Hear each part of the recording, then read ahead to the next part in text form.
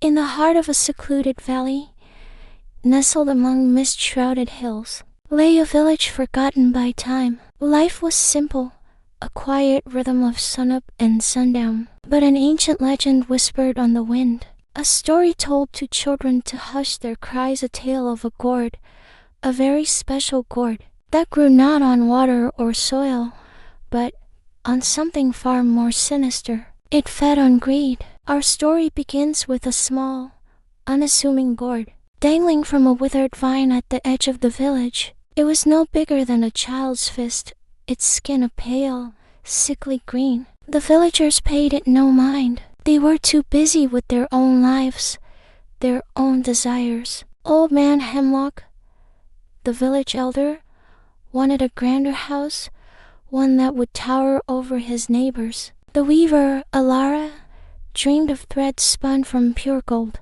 And young Taran, the farmer's son, wished for a harvest so bountiful he would never have to work again. Little did they know, with every selfish thought, every greedy wish, they were feeding the darkness.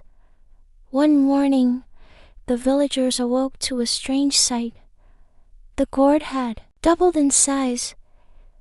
Its pale green skin was now mottled with dark, pulsating veins. A few people pointed, murmured amongst themselves, but soon returned to their daily routines, their minds consumed with their own wants. Old Man Hemlock, inspecting the foundation for his new house, declared he needed more land. Alara, haggling at the market, refused to pay a fair price for her wool. Taran watched his neighbors toil in their fields and scoffed, wishing he could have all their crops without lifting a finger. That night, the gourd grew again, now as large as a pumpkin, its surface disturbingly warm to the touch. Weeks turned into a month. The gourd was no longer a curiosity, it was a menace. It had swelled to the size of a small hut, its vine thick and thorny like a monstrous serpent. It cast a long,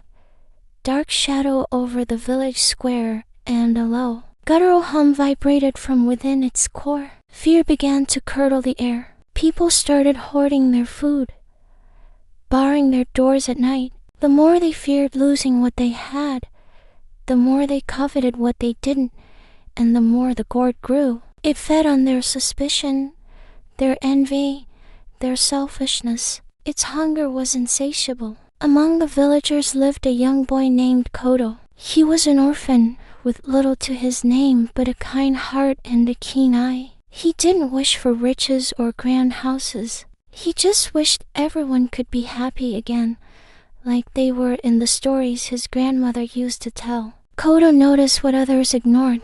He saw that the gourd seemed to swell whenever an argument broke out at the market, or when a neighbor looked upon another's fortune with a jealous glare. He saw the connection. The beast was feeding on their bad feelings, on their greed. One terrifying evening, as a storm raged overhead, the gourd finally revealed its true nature. With a sickening, ripping sound, a giant maw split open on its side, lined with jagged, vine-like teeth.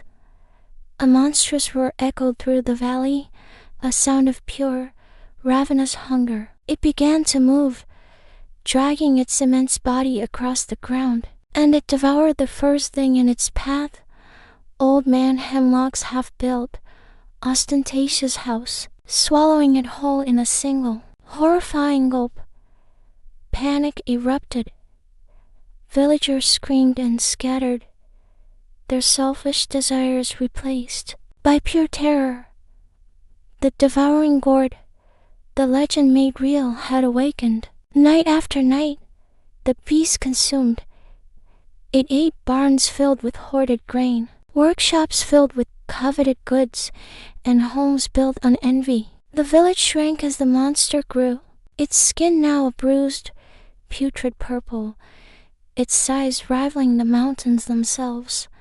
The villagers were forced into the caves at the edge of the valley, cold, hungry, and terrified. They blamed each other, their whispers of resentment echoing in the dark. And with every bitter word, They could hear the beast outside growling in satisfaction. Greed had built this monster, and now it was consuming them all.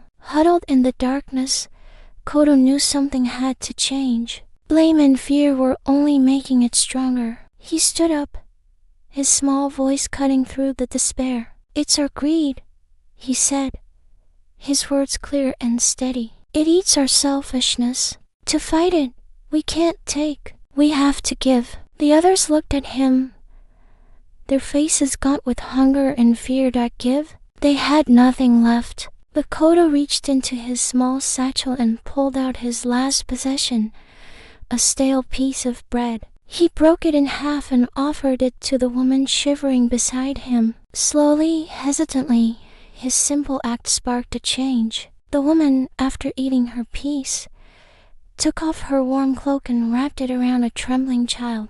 The child's father, seeing this, shared the last of his water with an elder. A chain reaction of generosity began, a small flame of hope flickering in the cold cave. For the first time in a long time, the villagers were not taking, they were sharing. And outside, for the first time, a low groan of pain, not satisfaction, rumbled from the giant gourd.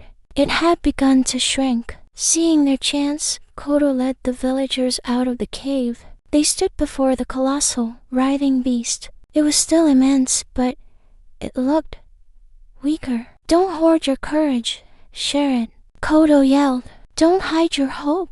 Give it to the person next to you." Inspired, the villagers began to work together. Duran, who once wanted all the harvests for himself, now guided others in digging trenches. Elara, who dreamed of golden threads, used her weaving skills to braid strong ropes from vines. Old Man Hemlock, humbled and shamed, organized teams to gather large rocks. They shared their tools, their strength, their ideas. With every act of cooperation, with every shared smile of encouragement, the devouring gourd shriveled.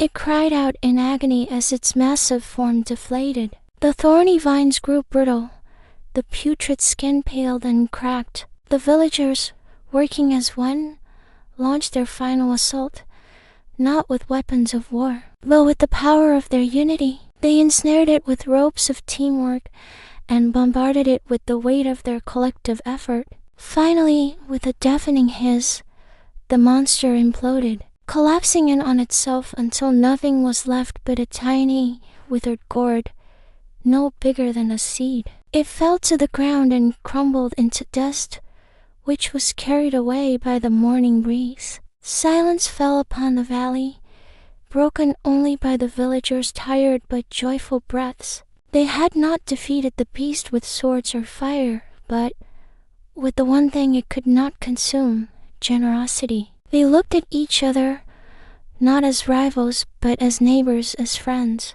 The village was in ruins, but their spirit was rebuilt, stronger than ever before. From the ashes of their greed, they learned the greatest lesson, that a shared crumb is more fulfilling than a hoarded feast. The legend of the devouring gourd would be told for generations, not as a scary story to hush children, but as a reminder that the greatest treasures are the ones we share. Thank you for watching. If you enjoyed this story, don't forget to like and subscribe for more legends.